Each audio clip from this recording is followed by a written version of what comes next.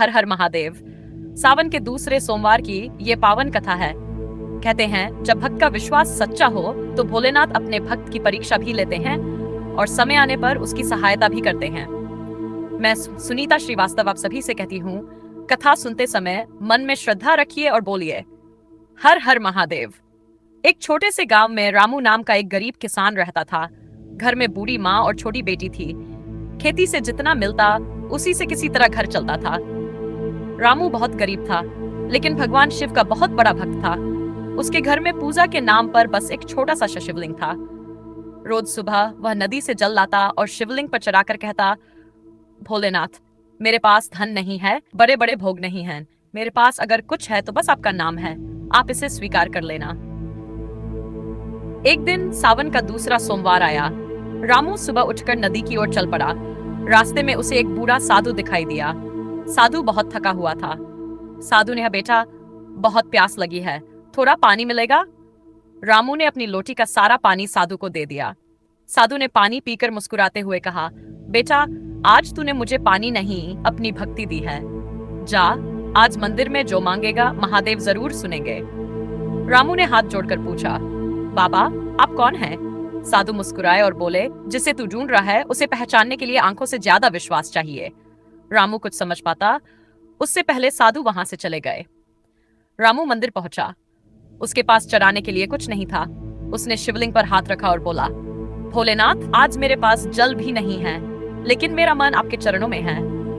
इतना कहते ही मंदिर की घंटी अपने आप बज उठी। Ton ton ton. रामू घबरा गया।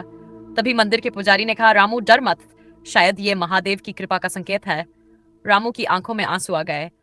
उसने कहा, महादेव, अगर मेरी भक्ति सच्ची है तो मेरी माँ और बेटी को कभी भूखा मत रखना। अगले दिन रामू खेत पर गया तो उसने देखा कि रात की तेज बारिश से खेत के एक हिस्से में पानी भर गया था। जहां उसने फसल बोई थी वहां मिट्टी के नीचे कुछ चमक रहा था। रामू ने मिट्टी हटाई।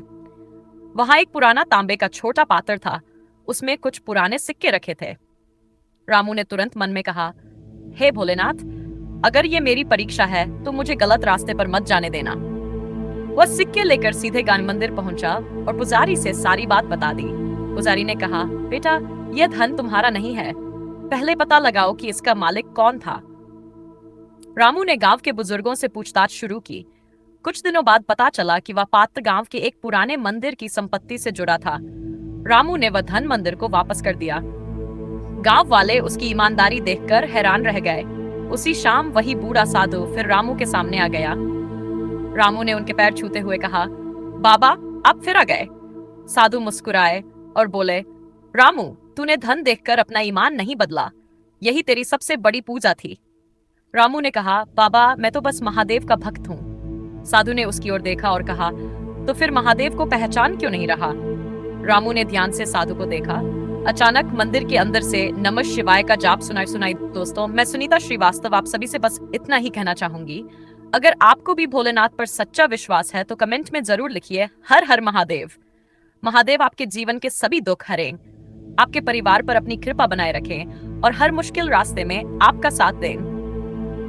अगर आपको ये शिवलीला अच्छी लगी हो तो वीडियो को लाइक करें, अपने प्रियजनों के साथ शेयर करें और चैनल को सब्सक्राइब करके घंटी वाला बटन जरूर दबाएं। मिलते हैं अगली अद्भुत कथा में। तब तक भोलेनाथ का नाम लेते रहिए। नमः शिवाय, हर हर महादेव।